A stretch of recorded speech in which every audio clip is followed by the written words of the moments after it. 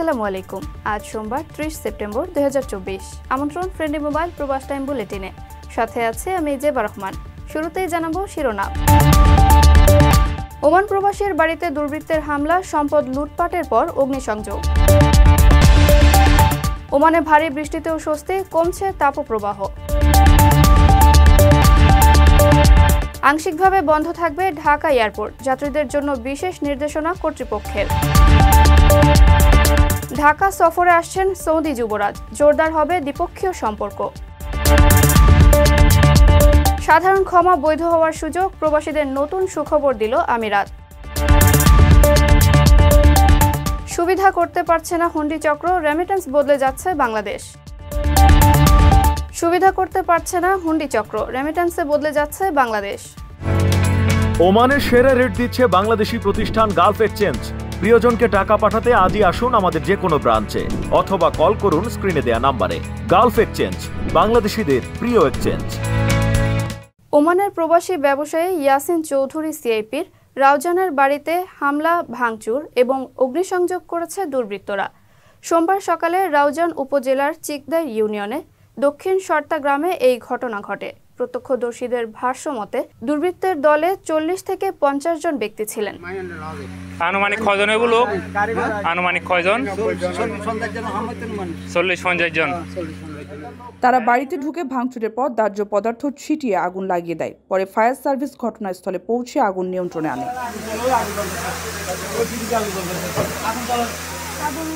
প্রবাসী ইয়াসিন চৌধুরী জানান, অগ্নিসংযোগের সময় কেয়ারটেকার ছাড়া বাড়িতে আর কেউ ছিলেন না। তবে এই ঘটনার পর তিনি এবং অন্যান্য প্রবাসীরা বাড়িঘরের নিরাপত্তা নিয়ে চরম অনিশ্চয়তার মধ্যে রয়েছেন।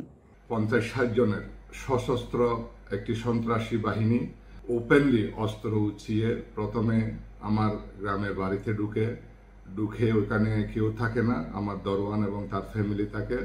আমাদের 2টা বিল্লা, আমাদের সব ভাইদের একটা ডুপ্লেক্স বিল্লা, আমার চাচাতো ভাইয়ের একটা ডুপ্লেক্স বিল্লা, তারাও প্রবাসে থাকে।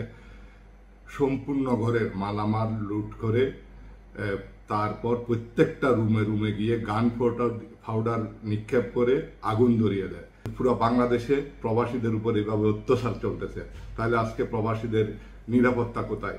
আমরা সরকারের কাছে বিনীতভাবে অনুরোধ জানাচ্ছি, অবিলম্বে এইসব সন্ত্রাসীদেরকে চিহ্নিত করে তাদেরকে অবিলম্বে আইনের আওতায় আনা হোক। অন্যথায় আমরা প্রবাসীরা আমাদের দেওয়ালে যদি পিঠ থেকে যায়, আমরা আন্দোলনে বাধ্য হব।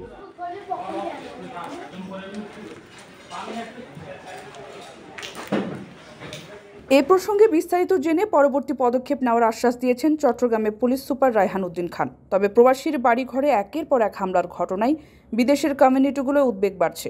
তাই প্রবাসী ও তাদের সম্পদের সুরক্ষা নিশ্চিত করতে অন্তর্বর্তী সরকারের কাছে দাবি রেখেছেন সর্বোচ্চ রেমিটেন্স পাঠিয়ে একাধিকবার সিআইপি খেতাব পাওয়া ইয়াসিন চৌধুরী। বর্তমান অন্তর্বর্তীকালীন সরকারের দায়িত্বে যারা আছে, আমি অবিলম্বে এই ন্যাক্কারজনক ঘটনার সুষ্ঠু তদন্ত দাবি জানাচ্ছি এবং তাদের বিরুদ্ধে, এইসব সন্ত্রাসীদের বিরুদ্ধে কঠোর ব্যবস্থা নেওয়ার আহ্বান জানাচ্ছি।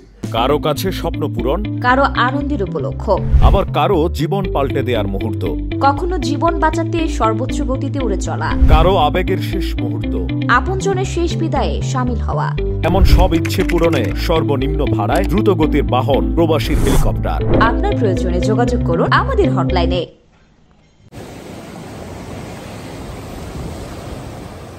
আরব সাগরে সৃষ্ট লঘুচাপের কারণে ওমান জুড়ে ভারী বৃষ্টির রেকর্ড করা হয়েছে। অনবরত বৃষ্টির কারণে পাহাড়ি ও নিচু সড়কগুলোর কোথাও কোথাও তীব্র জলস্রোত দেখা গেছে। তার সঙ্গে যোগ হয়েছে জলাবদ্ধতাও। যদিও বৃষ্টির ফলে তীব্র গরম থেকে মুক্তি পেয়েছেন বলে স্বস্তি প্রকাশ করেছেন ওমানের বাসিন্দারা। শনিবার থেকেই ওমানের বেশিরভাগ অঞ্চলের আকাশ মেঘলা, থেমে থেমে বৃষ্টি চলছে। তবে রোববার থেকে বৃষ্টির পরিমাণ কিছুটা বেড়ে যায়, ফলে উচ্চ তাপপ্রবাহের অধিকাংশ অঞ্চলে তাপমাত্রা 40-এর নিচে নেমে আসে।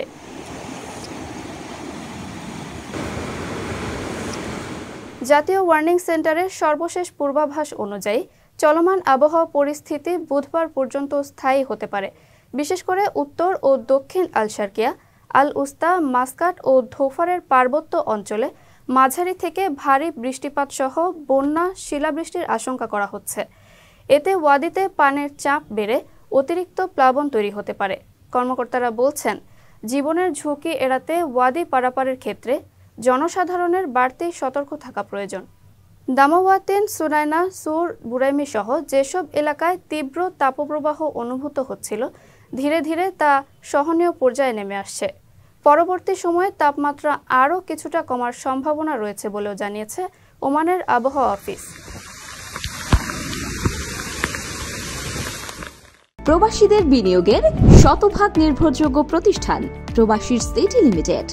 এখানে বিনিয়োগ করে হালাল মুনাফা অর্জন করুন। প্রতিদিন নির্দিষ্ট সময়ের জন্য ঢাকা এয়ারপোর্ট বন্ধ রাখার ঘোষণা দেওয়া হয়েছে। রানওয়েতে রক্ষণাবেক্ষণ কাজের জন্য আগামী 1 অক্টোবর থেকে 14 অক্টোবর পর্যন্ত প্রতিদিন 3.5 ঘন্টা করে সব ধরনের ফ্লাইট ওঠানামা বন্ধ থাকবে। যাত্রার আগে ফ্লাইট সূচি পুনরায় নিশ্চিত হওয়ার জন্য যাত্রীদের পরামর্শ দিয়েছে বিমানবন্দর কর্তৃপক্ষ। প্রয়োজনে বিমানবন্দর কল সেন্টার 13600 এ বিষয়ে পরামর্শ নেওয়া যাবে। রক্ষণাবেক্ষণ কাজের জন্য আগামী 1 অক্টোবর থেকে 14 অক্টোবর পর্যন্ত প্রতিদিন 3.5 ঘন্টা করে বন্ধ থাকবে হযরত শাহজালাল আন্তর্জাতিক বিমানবন্দরের রানওয়ে। এই সময় সব ধরনের ফ্লাইট ওঠানামা বন্ধ থাকবে। শাহজালাল বিমানবন্দরের নির্বাহী পরিচালক গ্রুপ ক্যাপ্টেন মোহাম্মদ কামরুল ইসলাম রোববার গণমাধ্যমকে এ তথ্য নিশ্চিত করেছেন। তিনি জানান, রানওয়েতে ILS ক্যাটাগরি 2 সংক্রান্ত রক্ষণাবেক্ষণ কাজের জন্য এই 14 দিন রাত 1টা থেকে ভোর 4:30 পর্যন্ত রানওয়ে বন্ধ থাকবে। এই সময় বিমানবন্দরে ফ্লাইট অবতরণ ও উড্ডয়ন কার্যক্রম স্থগিত থাকবে।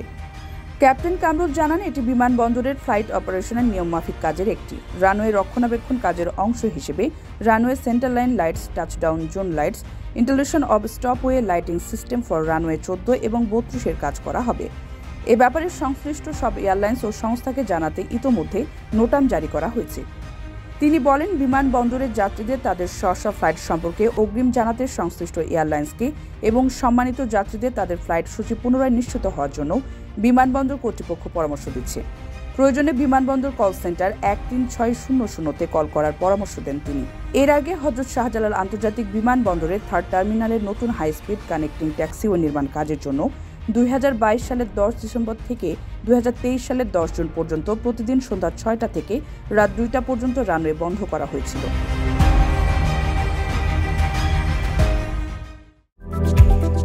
আকর্ষণীয় রেট ও দারুণ সব ডাটা বান্ডেল পেতে আজই ব্যবহার করুন ফ্রেন্ডলি সিম।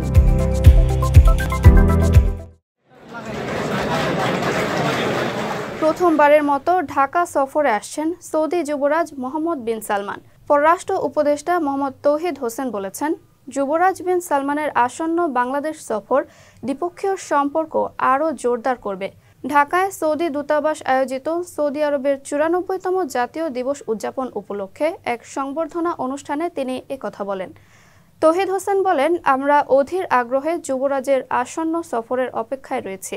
এদিন বিন সালমানের নেতৃত্বে সৌদি অর্থনীতিকে বৈচিত্র্যময় এবং টেকসই করার লক্ষ্যে সৌদি আরবের ভিশন 2030-এর প্রশংসা করেন তৌহিদ। বাংলাদেশে আধা দক্ষ ও অদক্ষ প্রায় 30 লাখ শ্রমিক নিয়োগের জন্য সৌদি আরবের প্রতি কৃতজ্ঞতা প্রকাশ করে তিনি বলেন, এসব শ্রমিক উভয় দেশের অর্থনীতিতে অবদান রাখছেন। এদিন সৌদি রাষ্ট্রদূত ইসা ইউসুফ আল দুহাইলান জানান, সৌদি আরব গত বছর বাংলাদেশি নাগরিকদের 10 লাখেরও বেশি ভিসা দিয়েছে এবং তা অব্যাহত রেখেছে।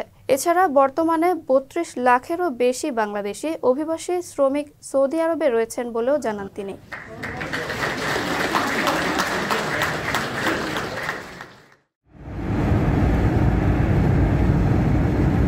2 মাসব্যাপী জেল জরিমানা ছাড়া অনেকে বৈধ হচ্ছেন বা দেশে ফিরছেন।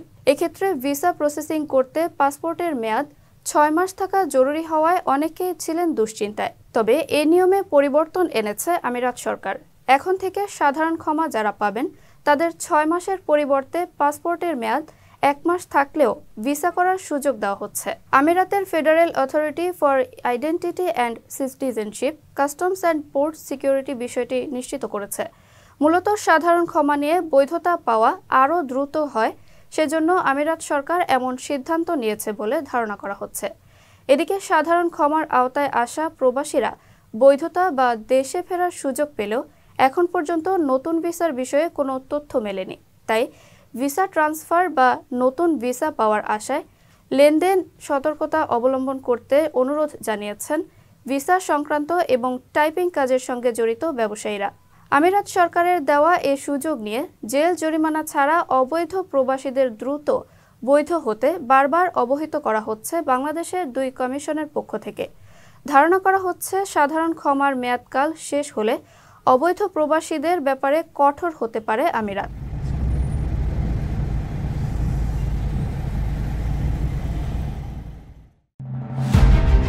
দেশের ডলার সমস্যার সমাধানের অন্যতম মাধ্যম হতে পারে প্রবাস আয় বা রেমিট্যান্স।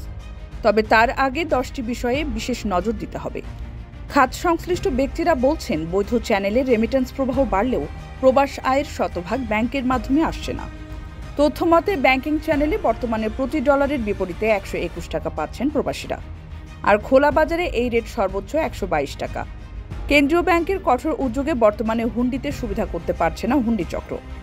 অফিসিয়াল রেট বা হুন্ডির রেট কাছাকাছি চলে আসায় প্রবাসীরা বর্তমানে ব্যাংক চ্যানেলে টাকা পাঠাতে স্বাচ্ছন্দ্য বোধ করছেন। ফলে হুন্ডি বন্ধ করা গেলে বর্তমানে বছরে আসা $25 বিলিয়ন দ্বিগুণ অর্থাৎ $50 বিলিয়ন করা সম্ভব। বিদেশ থেকে দেশে ব্যাংকিং চ্যানেলে রেমিট্যান্স প্রবাহ বাড়াতে হুন্ডি কারবারিদের দৌরাত্ম্য প্রতিরোধে 10টি প্রতিবন্ধকতার কথা বলা হয়।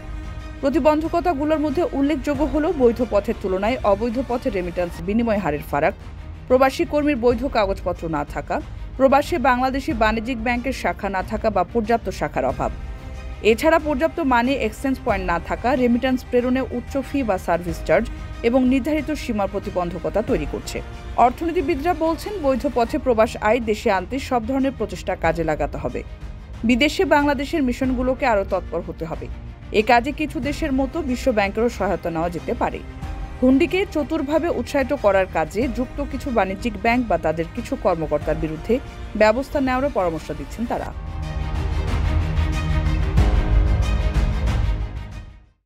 দর্শক দেখছিলেন ফ্রেন্ডলি মোবাইল প্রবাস টাইম বুলেটিন। শেষ করার আগে শিরোনামগুলো জানিয়ে দিচ্ছে আরও একবার। ওমান প্রবাসীর বাড়িতে দুর্বৃত্তের হামলা, সম্পদ লুটপাটের পর অগ্নিসংযোগ। ওমানে ভারী বৃষ্টিতেও স্বস্তি, কমছে তাপপ্রবাহ। আংশিকভাবে বন্ধ থাকবে ঢাকা এয়ারপোর্ট, যাত্রীদের জন্য বিশেষ নির্দেশনা কর্তৃপক্ষের। ঢাকা সফরে আসছেন সৌদি যুবরাজ, জোরদার হবে দ্বিপক্ষীয় সম্পর্ক। সাধারণ ক্ষমা বৈধ হওয়ার সুযোগ, প্রবাসীদের নতুন সুখবর দিল আমিরাত। সুবিধা করতে পারছে না হুন্ডি চক্র, রেমিট্যান্স বদলে যাচ্ছে বাংলাদেশ। এই ছিল ফ্রেন্ডলি মোবাইল প্রবাস টাইম বুলেটিনের আজকের আয়োজনে। প্রবাসের সর্বশেষ সংবাদ পেতে ভিজিট করুন www.probastime.net। সাবস্ক্রাইব করুন আমাদের ইউটিউব চ্যানেল এবং চোখ রাখুন ফেসবুক পেজে।